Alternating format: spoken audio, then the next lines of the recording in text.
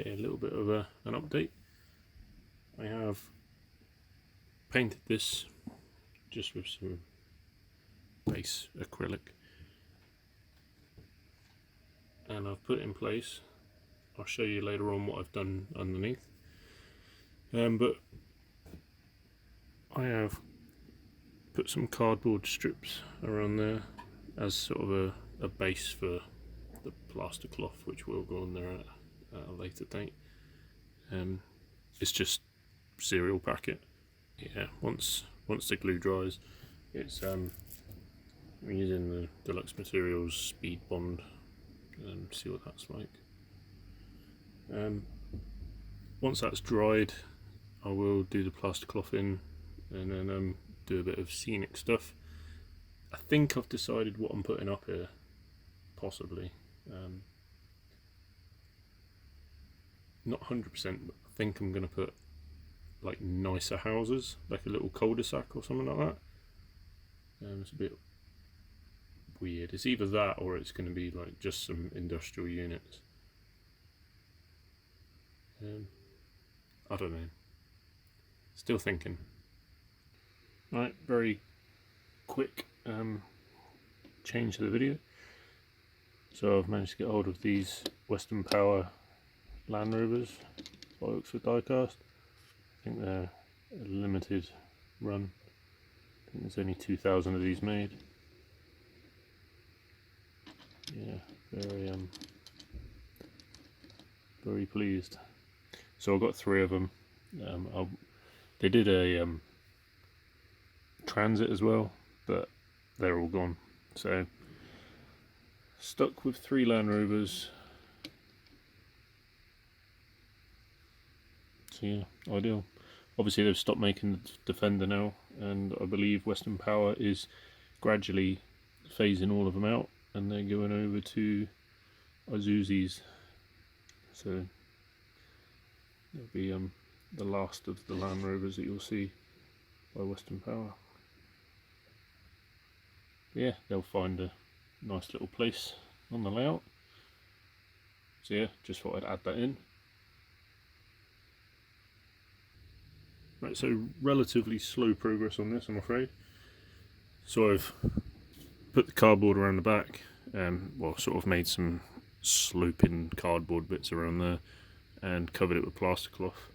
I'm now going to make some sort of hill bits. So I'm going to use some newspaper and put them kind of like there, and then plaster cloth over the top of them, just to give it a little bit of depth and a bit of a, you know what I mean.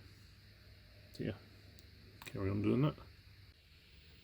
So as you can see now, I've put some newspaper underneath the, put some newspaper on the surface, and I've basically just covered it straight over with some plaster cloth.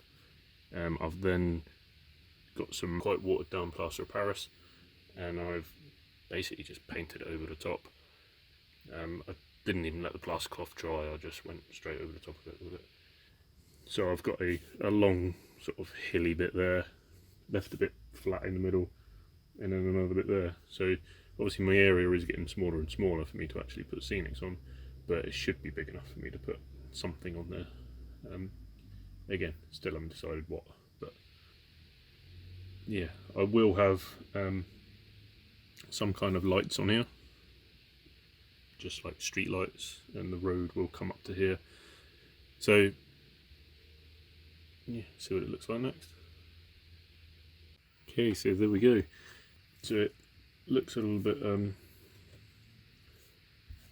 messy is the word, I suppose.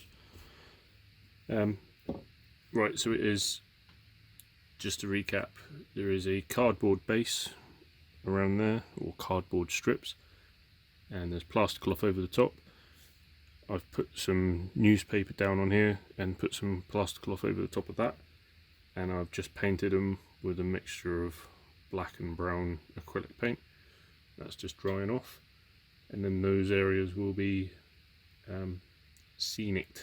They'll be static grassed and flocked and things like that, which is something I'm still sort of experimenting with and playing with, getting different kinds of static grass and stuff, because Obviously you can see the bit in the corner, that was the very first bit I ever did, which is, it's alright, it needs some tidying up.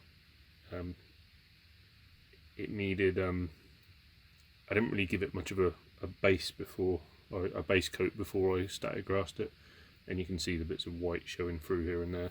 I can cover those up, that'll be easy enough, but on this I've made sure I've given it a fairly good coat. There's still some little bits here and there which I'm just going to finish going over now. But yeah, that's pretty much there. I may well leave this video here and then leave the scenic bit for another video.